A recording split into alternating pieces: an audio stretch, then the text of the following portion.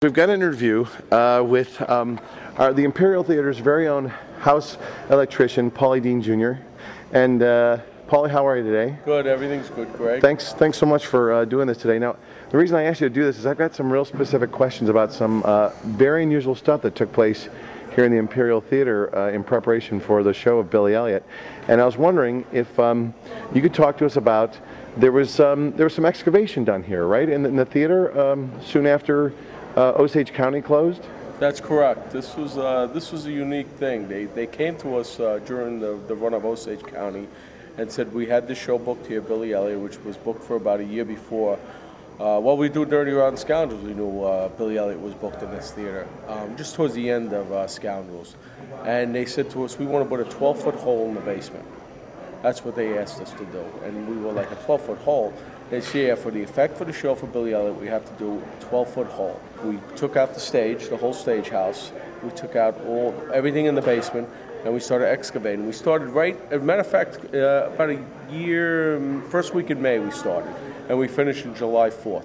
It was a 2-month process. So the 2-month window was literally just for the excavation. That was it. Had nothing to do with the load in. No. Well, this show was very unique by that. We had a 2-month excavation project.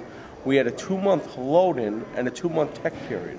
This show took 6 months to bring to Broadway. And that's unusual. That is for a show of this magnitude, yes, I would say. Yeah. And they went through what? Was it sand? Most of it was sand, and most of it is what they call New York City bedrock, which is the hardest substance in the world. So how did they get through that? I mean, what did they use? It's funny you say that. They brought in jackhammers, and they started, and then they came across a challenge when they started hitting the New York City bedrock, which they had to bring in a machine called a Brock, and that's all this machine does, like a little tank, and it drives in, and all it does is break up bedrock. How'd they get it into the theater? We built a ramp going down from the stage house to the deck, and then they drove it into the hole, and then after it was done, we had another challenge. Now we went down 12 feet. How do we get the machine out? We can't drive it up because it's all the way down 12 feet.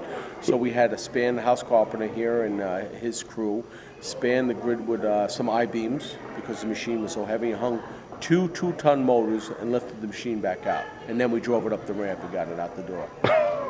So it was like the equivalent, it was like a Bobcat, or is it like a... It's actually like the Disney movie WALL-E. That's exactly what the machine is like. Oh, seriously? If you go online, you can look at it. So when I heard a rumor that they found bones during the excavation. Is that a myth, or is there a fact? It actually is true. During back then when the theater was built in 1923, they had a lot of, how could you say, people that came off the boat, like Italians, Irish, that built New York City. Of course. So they would bring their lunch with them, and they would bring a big lamb shank with them. They would bring a big T-bone steak, and they would throw it in the hole when they were done eating it. And that's what they said they found down there. It was actually no human bones, but it was actually a bone from they said maybe a lamb shank or something. That's what it was. Oh, so did you actually personally see it? I did see it, yeah. And they took it and they sent it out to get forensics and stuff like that. So did you have to stop the excavation until they determined? They did for a little while just to make sure what it was, and just to make sure that, and they came to the conclusion that they sent it out to be checked, and it came back negative. It was an animal. How many people, when you're doing the excavation, was it a big crew that was working on a given day, or? Yeah, it was a big crew here. They had a demo company that came in, and they must have had upwards of a dozen guys here that were just doing the demo work. And then they had a crew come in, they were the excavators. Then they had a concrete crew that came in. So I would say every day there was 16 to 17 guys working on this project. So how'd you load the material? How'd you get the dirt and cement out? We put dumpsters down to the lower part of the deck. We loaded them up, and we lifted them out, and we pushed them right out the door to trucks. I don't know exactly how many dump trucks we sent, but there were a lot of dump trucks that came in every day. Loaded dumpsters every day and got them out. And then how'd you get the place so clean? But you just come in here with like shop vacs and go nuts? They actually had a cleaning company that came back in after us and came and cleaned, because we brought the curtain in, and we covered the seats with plastic. And they actually brought a cleaning company in after the cleanup, because there was dust everywhere. Oh, yeah. Everywhere. But they cleaned it up and got ready for Billy Elliot for the load-in. That's amazing. That's great. Well, Paul, I think that covers just about all of it. Okay, so we got some bonus stuff, don't we, Paulie? Paulie's nice enough. He says he's going to bring us down here. So what do you got for us, Paulie? So let's look in here. As we were saying earlier about the hole that we did.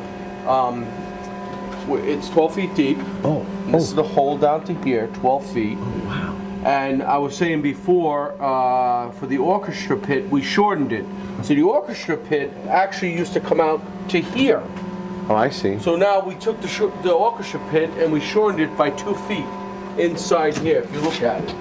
So we actually had to shorten the orchestra pit to get the depth of the hole for the effect. Oh, I see. So it comes to here. And the hole is 18 feet by 21, 12 feet deep. Oh, that's a lot bigger than I thought. Yeah, well the hole, you know, it's a big hole, it's for a big effect. I mean, this is the effect up here. Yeah, you can see and that. if you look up top here, you could see with the deck, we took out all the deck here, the whole stage house. All right, because this is all steel now, right? This is all false deck, we call this in the theater. This is actually called a false deck. Is there any original beam left? There is. Floor if joist? you go behind here, there is an original beam, which we had to cut. So we had 3 original I-beams in the basement. Okay, right here. And that's one of the beams, and they spanned it downstage. We cut it and moved it. Oh, I see. Here. So we cut the beams. We took the whole deck out, and we built a ramp upstage there. Oh, so the ramp to come down was up in this corner. Yes, that's right. And you'll see I'm the gonna back up pictures of that. And we built the ramp, and the ramp came down here. And that's how we brought the equipment down to dig to excavate the hole. Oh, okay, fantastic. So, yeah. Oh, that's great. Now we have a literal. Can we peek down in here too? Sure you can. So here, so you guys can see down. Yeah, let's open up this, Greg. And we'll look down here. Oh, look at this. This is the. Oh, so this is how you access it. Yeah, this is how we access Which it. we will not be doing, viewers. No, and we got lights down there. but, And we have a ladder, and that's how we access it. And Oh, that's fantastic. Oh, that's like gorgeous. Look at that pour. That's really nice.